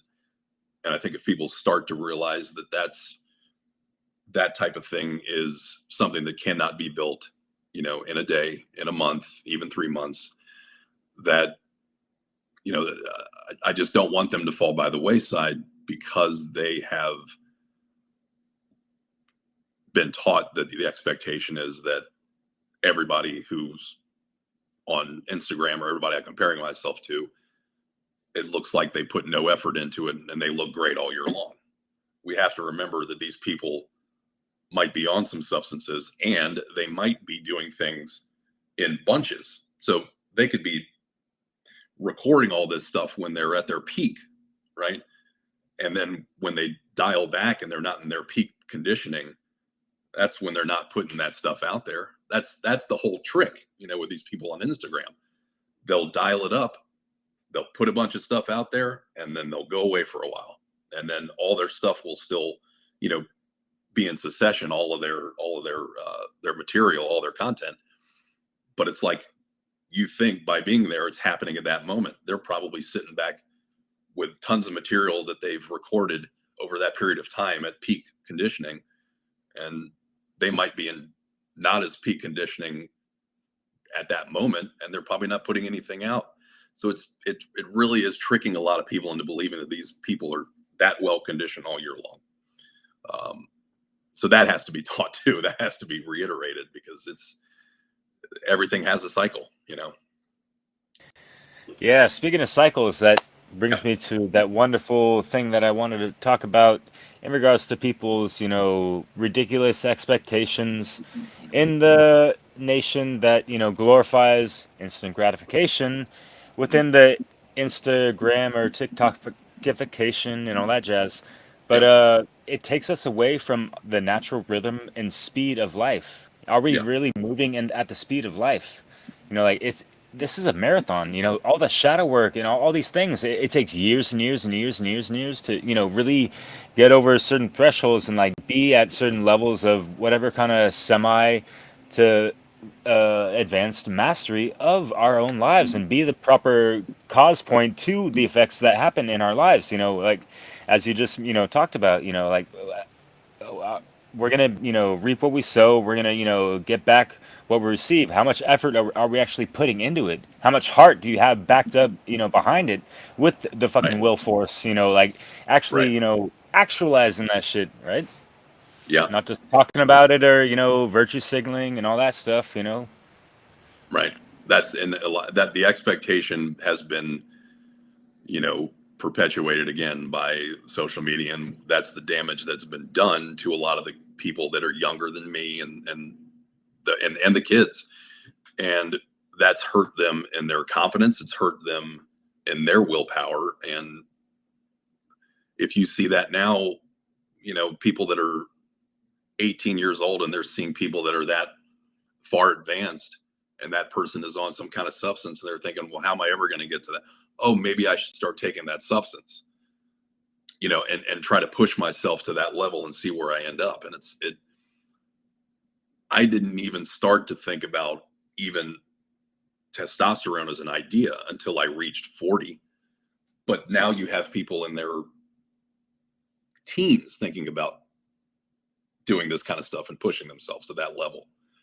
That's the most dangerous part, is because once you get into the synthetics, then you have to realize that that is going to be the constant in your body, and that is going to be really disruptive, and it's not going to be natural, and it's not going to be something your body is going to just overcome, especially because you're interrupting it in a way that it's not supposed to be interrupted. So they also have to learn later on that you're either going to have to, take this supplement forever, or you're going to have to learn how to get your natural production back, your natural testosterone back into your body. Because if you don't, that is some damage you don't want to deal with. And I've seen it in that industry and people I've known forever. And it is probably the one thing that I try to preach the most against, is being very, very careful about making a decision to go that route and take an unnatural route, and think to yourself, what am I doing this for? If it's for the reasons that we see all over social media, you're doing it for the wrong reasons. If you're doing it to get back from an injury faster, or you have gynecomastia and you have to take something for that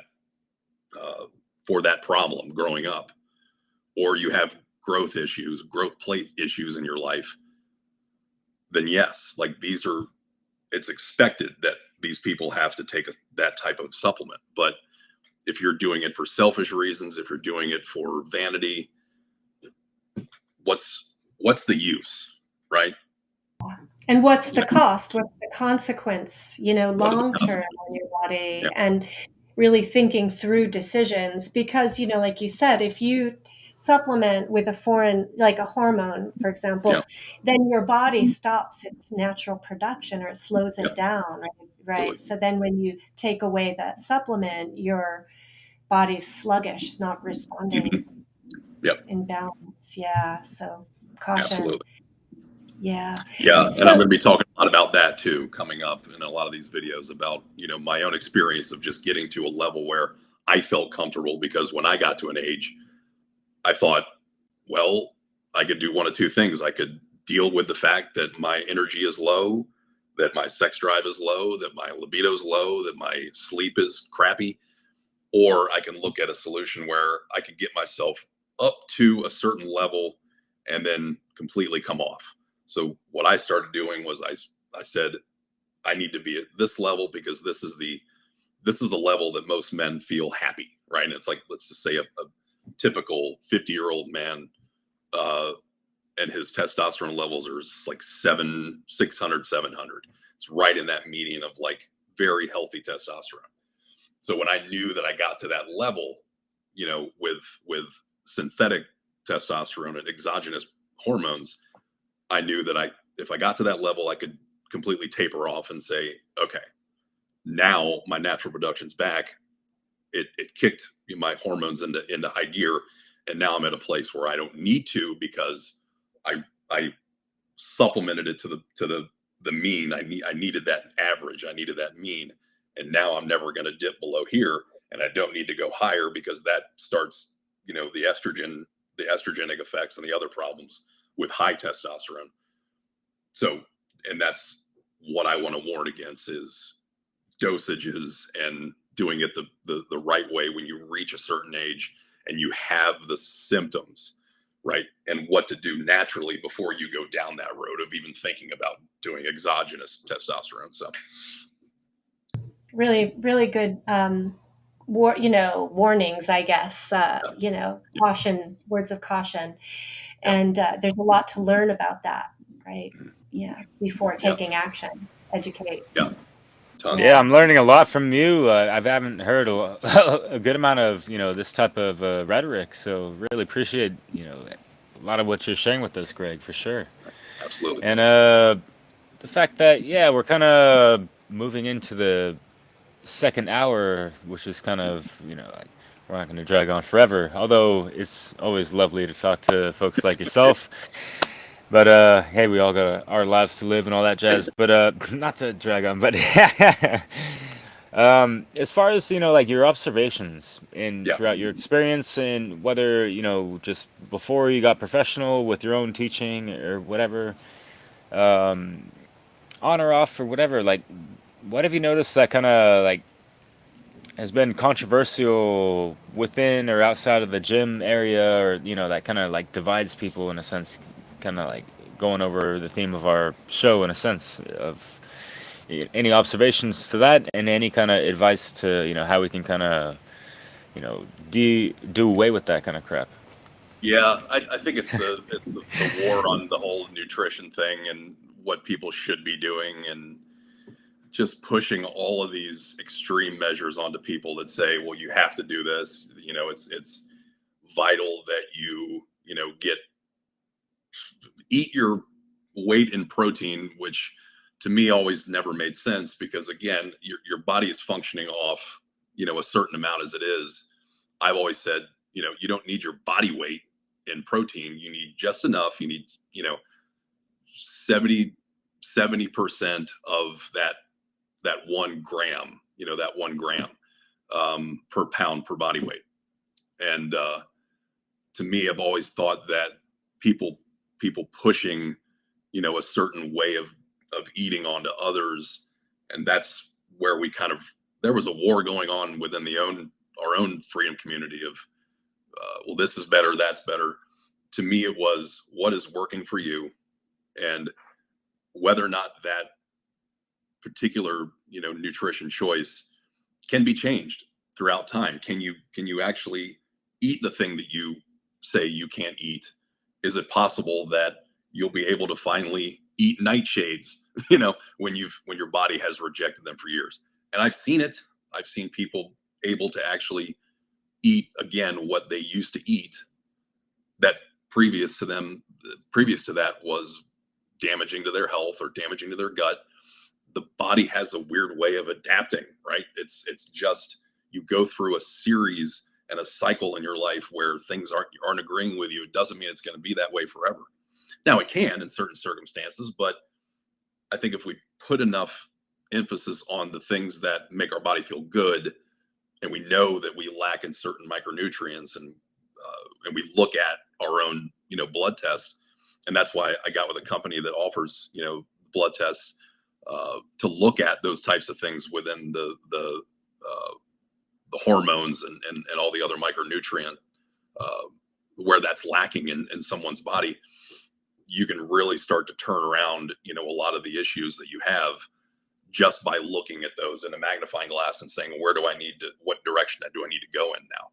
I think that's extremely important for people who are just not able to maybe absorb the nutrients, and they're getting that food, but they're not absorbing the nutrients that are within that food.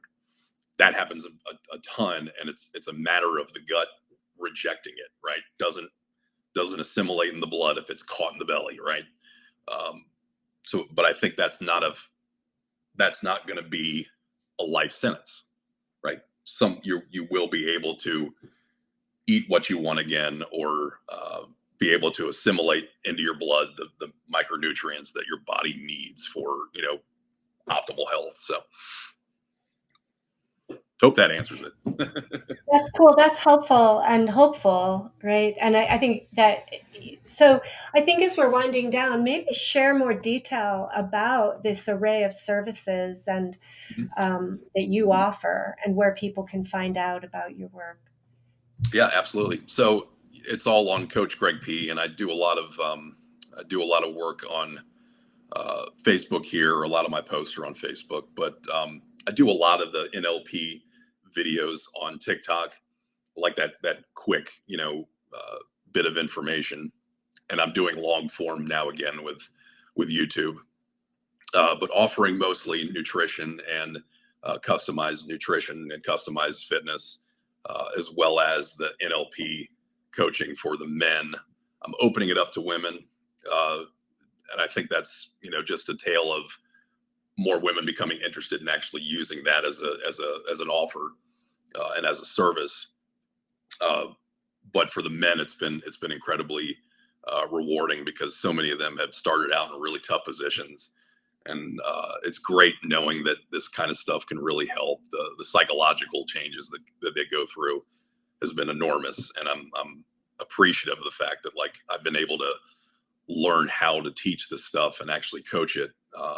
So that's obviously offered. And then I offer courses that, delve into the self-development a little more, kind of teach a little bit of the shadow work in there a little bit, goes a little deeper than what I have up there on the OG network.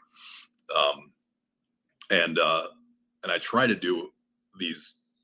treat these calls that I do as support calls, but what are we solving for? So in each call, I make sure that there's an end goal. What do we want to come to at the end of this call, to make it, worth your time, because your time is the most valuable to me. So I want to make sure that we solve what we need solving.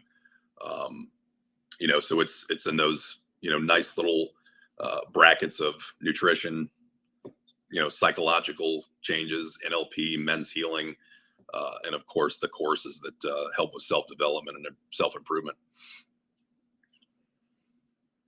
Yeah, that's awesome. I don't know what happened to Derek. He disappeared. Oh, yeah. But yeah. The bugs got him. So it sounds like you offer coaching over Zoom and in maybe some packages, and really individualize that work. So yeah, Absolutely. that's awesome. It takes a whole array of different approaches, and nothing is cookie cutter. Obviously, these days you don't want that to be the case. So you always form fit it to that person's needs, and not everybody's going to need the nutrition side. They may just need the fitness side. So I try to offer in pieces as well, but the big package is I would say probably the biggest changes that you see in the individuals that I've worked with have done the whole. They've run the whole gamut of every offer and every service, and have benefited from it. So Yeah, makes sense, right? Yeah.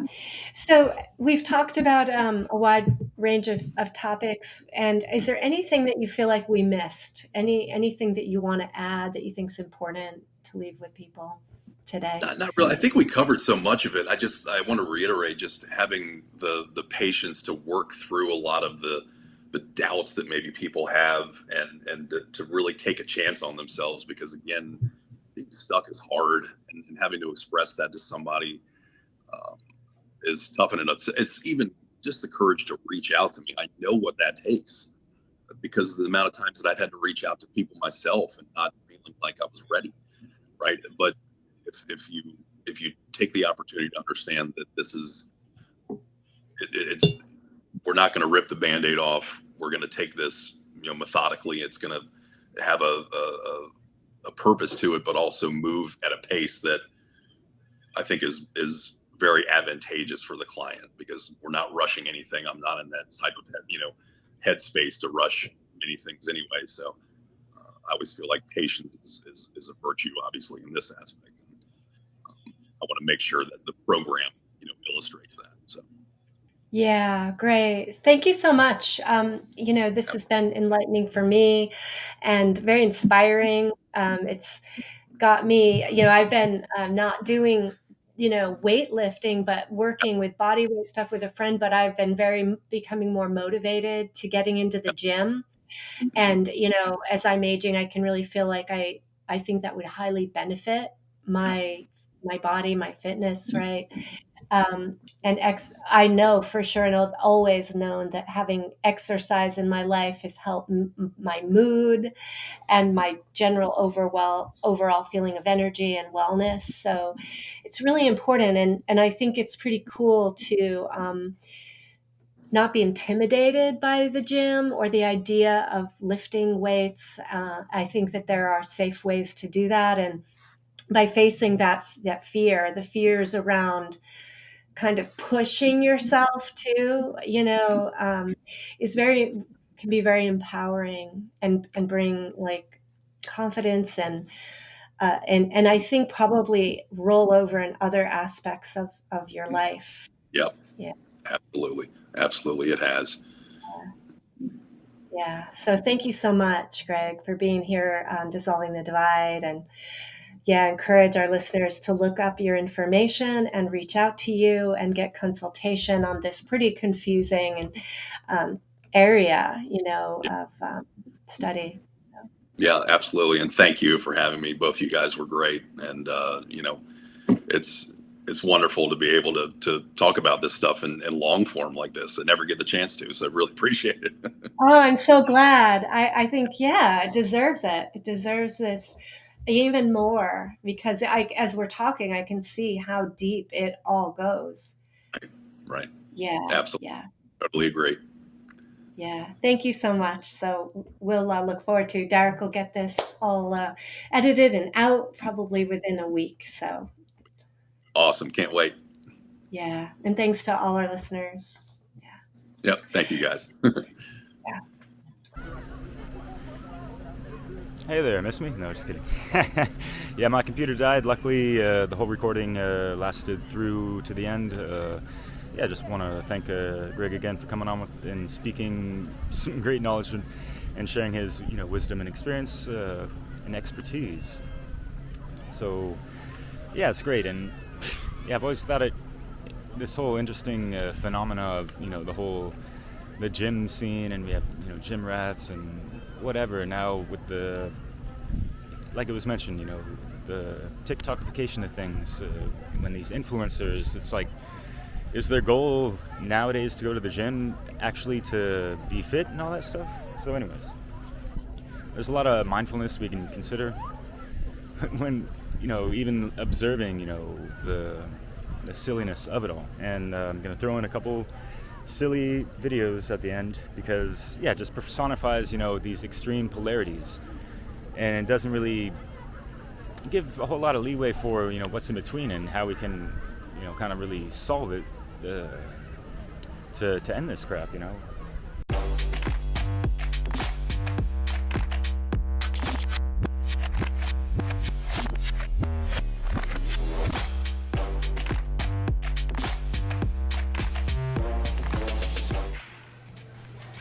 Hi, is there a problem? No, what's going on? Then why were you staring at me?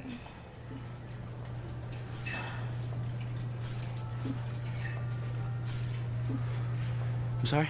It's all on video, sir. Ma'am, I was working out, minding my own business. Now you're filming we me? got it all on film. I would stay off Twitter for like a couple weeks if I were you. What? You were filming me too? Piggy. Get in your pig pen, little piggy. I'm a pig now for re-racking my weights and minding my own business. Were you staring at me? Gyms are are so unnerving. When the pervs go up herving, they do curls near the girls they prey upon. Good old days are gone. Hours they've been lusting over girls who do the thrusting, ruining exercise with awkward social skills. 10 times out of 10 they're unsuccessful. From befoul and flagrant, you walk in and rooms go vacant. Be your best, clean your mess, please just follow these rules. But here's something that's not always talked about, because, you know, as far as I'm concerned, and what I've noticed and spoke about with not only my current girlfriend, but exes and other friends, is that women be checking out women just as much as the guys sometimes. Not every single time, of course, you know. That's why it's like we can't speak in these ultimatums, and we obviously have to take some of these things that we see, even if it's in real life or it's just a parody, as a grain of salt. Of, you know, it's not like the main thing of the macrocosmic behavior of the majority of people, you know. So yeah, things to consider, and yeah, it's just something I've considered for a long time, which is why I wasn't a big fan of, you know, getting a gym membership even at the YMCA. Is just, it looks and feels like a meat market, you know, and people seem to be targeting that place as a way to, you know, get hookups and all that stuff. So, you know, in the end, it's just everyone's free will choice.